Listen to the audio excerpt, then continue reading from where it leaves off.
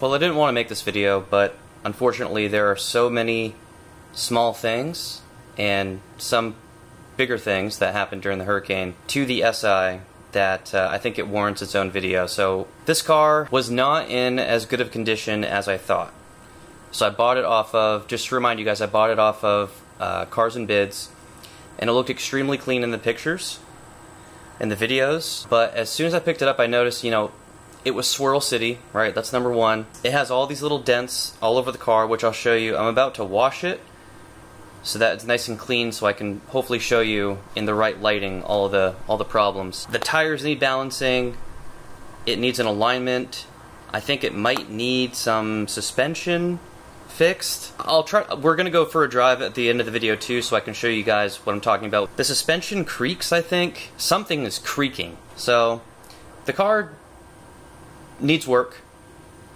I overpaid for it. That's okay, now I have to deal with it, and you guys get to watch all the videos of me dealing with it. So first step, I know this is absolutely terrible, and my excuse is that I've been bogged down with schoolwork, but I have actually not washed this car since I bought it 2.5 months ago.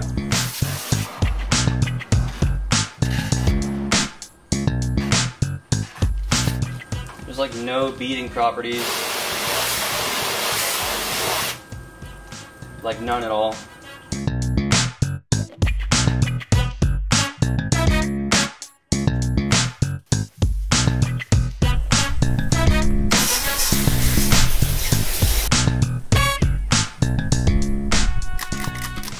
I got this stuff here. This is my first time using it. I try to enter for most of Street Speed 717's giveaways. And so I have a few shirts from him and a few of these products. Seems to be working well. I use it on the other side.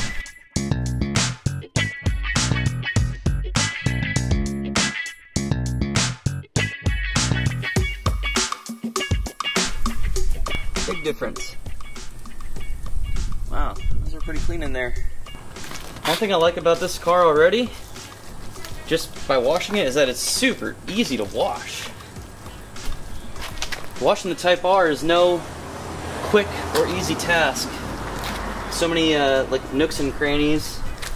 This is, it's very smooth. You know, the Type R has a lot of jagged edges.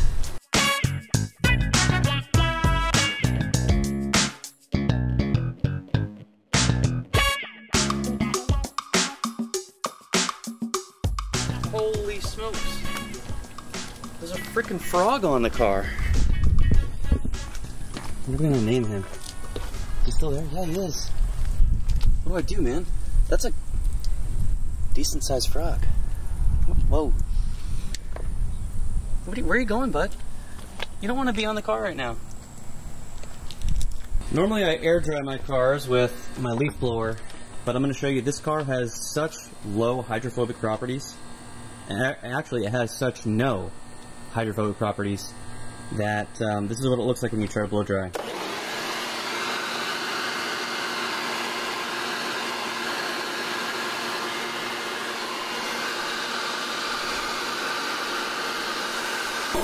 So I would basically have to sit on one spot for 5, 6, 7 seconds at a time, go around the whole car. I mean, that would take like 15 minutes to dry. So I think I might go inside and grab this like woolly mammoth or holy mammoth towel that I got. I don't know what it is. This is what I got here. I think I bought this to enter for a car giveaway too. I'm a sucker for those car giveaways, guys. And with my luck, I'll either never win one, or I'll be like 81 years old when I do.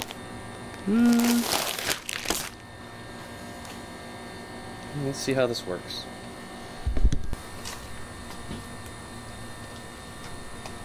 Okay. Alright, that's actually awesome. Whoa, dude, that's crazy. Like, just like the videos that you see. Huh. No shit.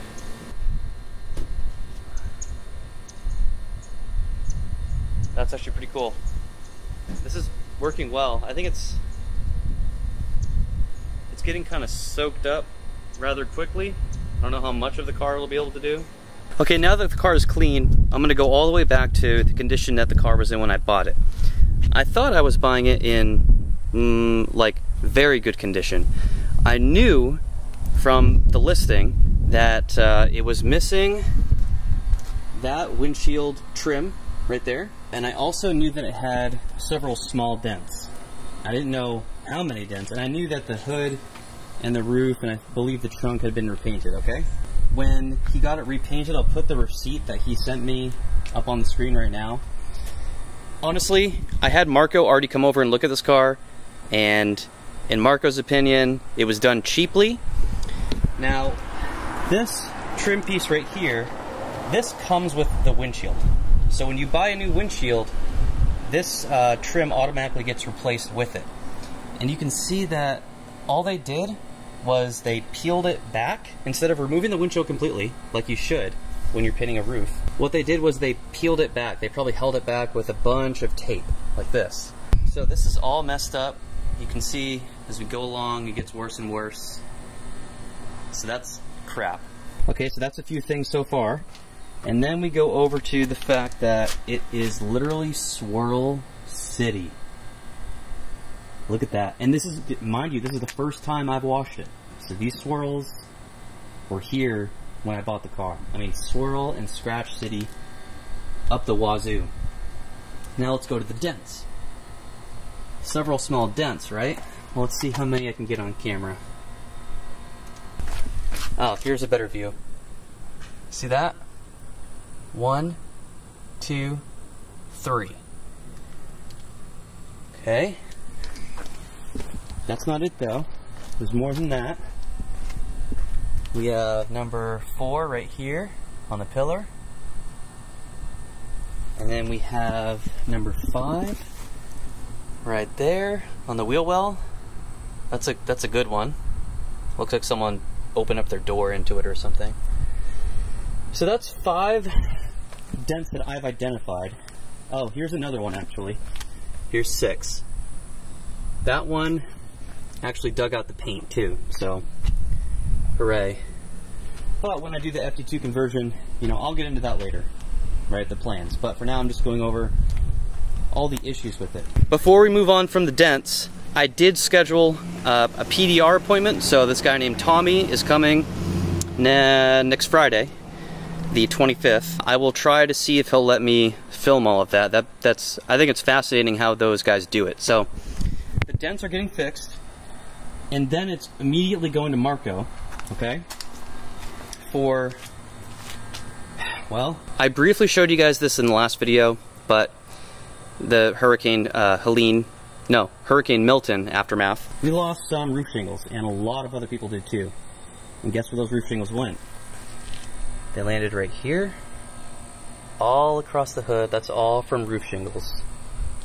Okay, and then they dragged up the windshield. That's like a piece of shingle stuck on the windshield. Over here too, that's a really nice gouge. I think this pillar is unscathed, and then you have a little bit of scratches right there. And this, I'm showing you all the stuff that it's not surface scratches, like it dug out the paint. Here's the worst one, right on the roof.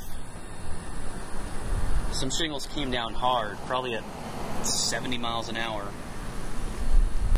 And then, let's not forget, I had to get this pillar too. All along this pillar, like the whole length of it. Where, yeah, back down here. So that's all from roof shingles. I discovered that the day after the hurricane. So step 1 on Friday is PDR. Step 2, it's going to Marco. Marco is going to fix everything. He's going to, I think he's going to have to do, well, it depends on if I want him to do the hood, right? Because with the FT2 conversion, it is going to get a new hood, and new fenders, and a new front bumper, and a new trunk and rear bumper.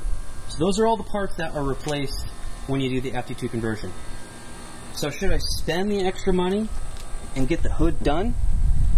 I mean, what the hood's going to be doing once I do the FT2 conversion is all these stock parts are just going to be sitting in storage, whether that's a garage or, you know, storage unit, wherever we are.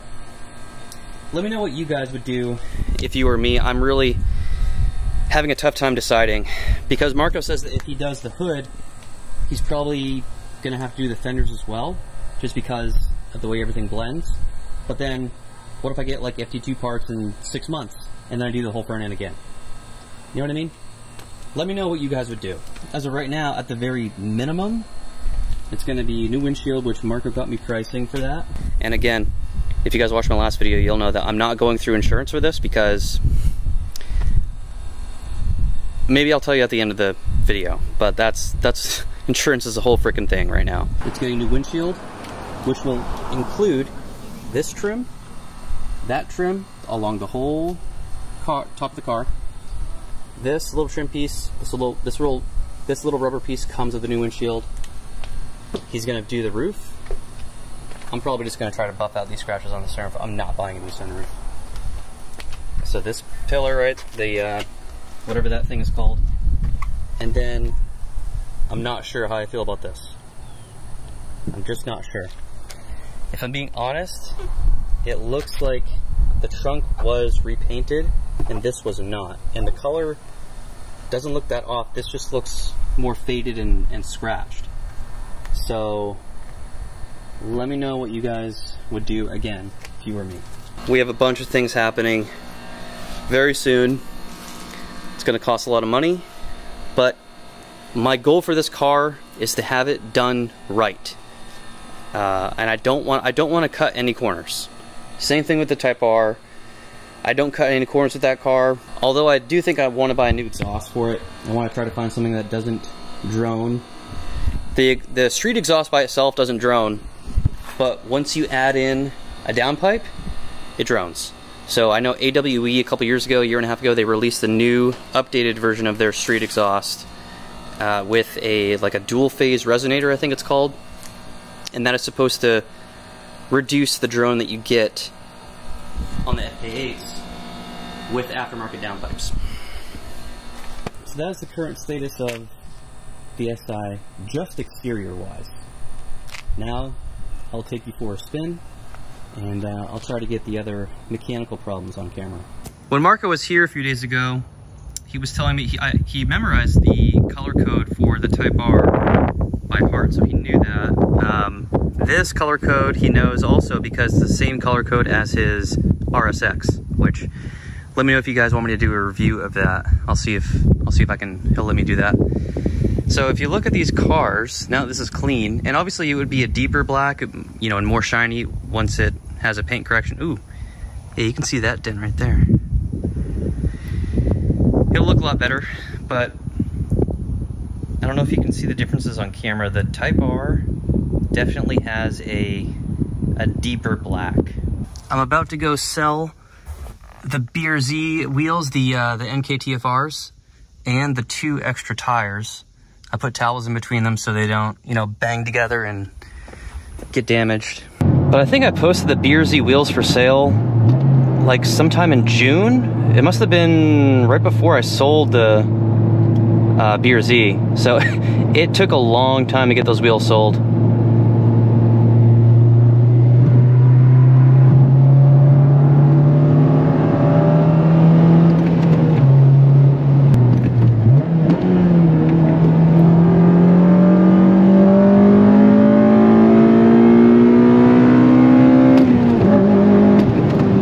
It always does that when I shift from 3rd to 4th really hard. It's only 3rd to 4th where it does that. It like stutters or something. I don't know. So let me try to straighten out, and then I'll show you the alignment situation. And I knew this, you know, as soon as I got it in the car that it needed an alignment. The steering wheel's off and it pulls to the right. So let me show you. Maybe not right by a semi truck. I don't have a good track record with those. Okay, here we go. It's fairly aggressive. Like, it's a pretty noticeable alignment issue. So there's that. Also, something that you guys are not going to be able to pick up in video, the other thing mechanically is well, I should say the second thing mechanically, is that the tires need balancing. It's not horrible, but I'd say probably, I don't know what it is, like maybe 50 miles an hour and up, you can definitely notice that the car is vibrating a little bit. So there's that. The other thing with the tires too, they, you know, for what I'm going to be doing with the car, they're definitely not good enough tires. They are, I don't think they're speed rated. I'll put a picture on the screen here of what they are. There's some weird brand that I've never had before. But the tires are, I think, 5 and 6 years old. 2018 and 2019. And they have a reasonable amount of tread left, but that's not really the issue. The issue is, you know, like if I want to go fast, then I don't think these are the right tires for it. But that's not really, you know, a problem with the car. It's just, that's a preference thing. The third mechanical issue is there's some sort of creaking and squeaking when it's most noticeable when I go over speed bumps, and if I'm like turning in and coming out of my driveway, because you have that weird dip here in Florida for the drainage, then you can notice it. But other than that, this thing's good to go. I mean, I know I listed a bunch of stuff, and there are, you know, a ton of things. Also, with that missing windshield trim right here, that rubber piece, that side has it, this side doesn't. I think that makes the wind noise a lot worse. The wind noise is substantial. So this is Ray. What's up, guys? I just sold him the end cage, and this is a blast from the past right here. This is the same car as mine, except it's a 23. Yeah, 23. So what are the differences between the 22s and 23s? I think the 22s and the 23s, the only difference I know of is that I have like a center cup holder. Did yours have that? Oh. Wait, what? Yeah, and then this is also an automatic, so. Oh. Yeah, you can open it. Yeah. Yeah, so I have this. Okay. Yeah, that's the only difference I've noticed when I've seen people like post videos. Dude, I so wish mine had that. I think you can do the swap though, right? Yeah, it's not bad. I've seen people do it. So I don't know why they don't just do that to begin. Oh, and you have sport and snow? Yeah, so in the automatic you get that. Yeah, so that's super cool. It makes it a little more, I guess, lively to drive, but it's not much big of a difference. I think it just changes the mapping of the throttle.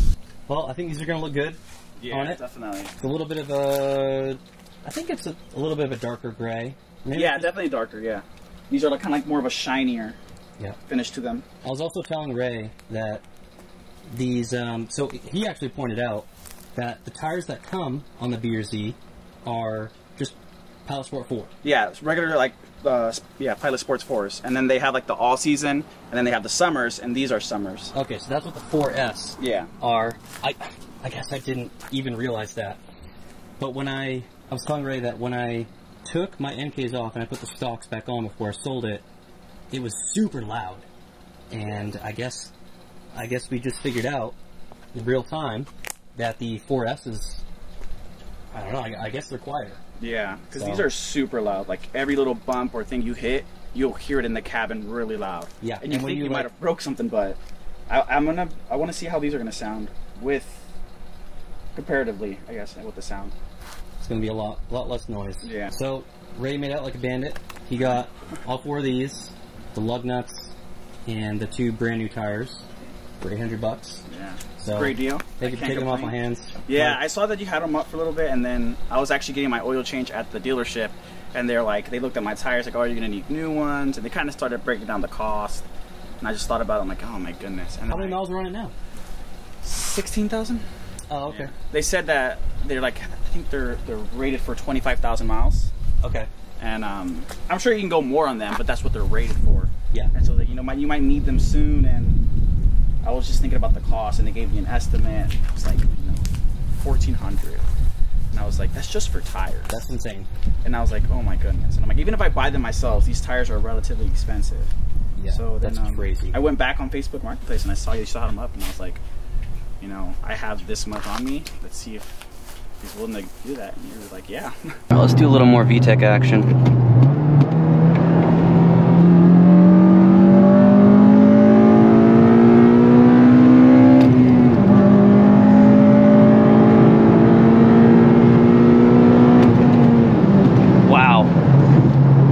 this car down here at sea level in 93, it's no punk. Like this, it's a good car, dude.